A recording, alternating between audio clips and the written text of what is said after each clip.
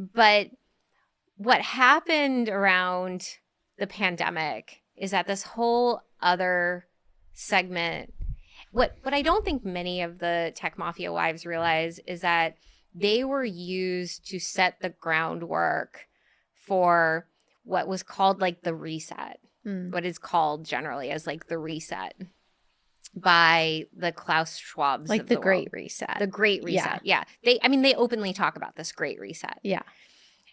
So the tech wife mafias, I believe, were kind of being conscripted in many ways, and their money especially was being conscripted in to set the groundwork for the Great Reset. Yeah. Specifically through a network of NGO advisors, relationship with Hollywood, relationship with Davos, and their own companies. So if you look at like who's on these boards, who hangs out with each other, how the culture of tech wealth works, like Silicon Valley tech wealth, and that small group of people responsible for a huge amount of money and a huge amount of NGO activity across the United States.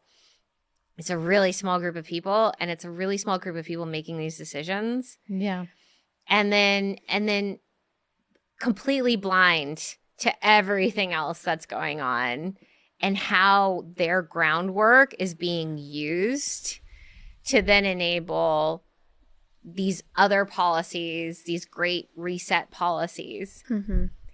Now, what this group of women doesn't realize is that in their haste, these women are all very busy. Yeah. They have multiple properties. They have tons of staff. They have staff issues, chronic staff issues. Their kids are busy. Their kids oftentimes have some health issues as well. A lot of them have relationship issues with their husbands. And a lot of them themselves are like medicated on SSRIs and antidepressants and all of that because it's just overwhelming. Yeah. So, so it's chaos, and these women find their meaning through their philanthropic work. Yeah. And they find themselves, like I would find myself, that was my self-worth, was my philanthropic work, and I really believed in it.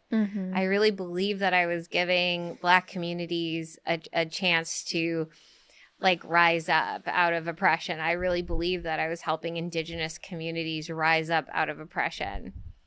And now that I look back and see how all those grants are performing, you know, because my version of success is those communities are actually uplifted. Yeah.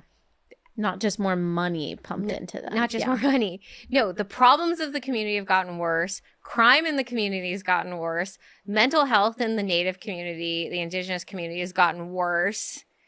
They will even say, the Indigenous community will even say that their biggest supporters in Congress have been Republicans, but yet they continue to vote Democrat. Yeah. Right?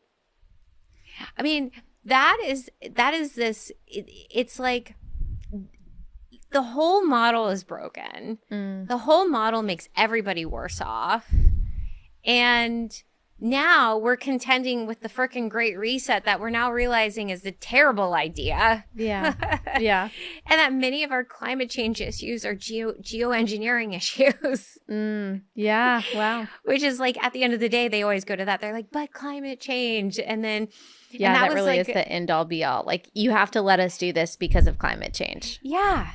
Social justice and climate change, it always boils down to those two things, and it gets progressive women 100% of the time. It does. It does. So